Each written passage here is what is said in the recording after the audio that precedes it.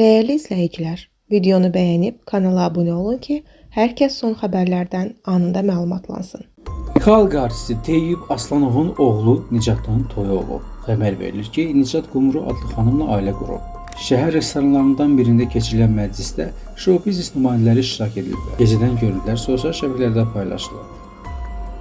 Əməkdar artist Lalə Məmmədova və müğənni Zamiq Hüseynov iki başlı proqramda qonaq olublar.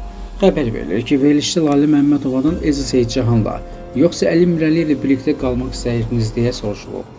O cavabında Elza ilə, Əli Mirəli ilə də dil taparam, amma Elza xanımla maraqlı olar deyə bildirir. Zamiq onun bu sözlərini təsdiqləyib və bəzi verilişlərdə Elza Seyidcahan haqqında səsləndirilən fikirləri qınayıb. Elza Seyidcahan sənətkardır, onu hamı başa düşmür. Bəzən xırda verilişlər olur ki, Elza xanımı lağa qoyurlar. Bu mənim xətrimə dəyir.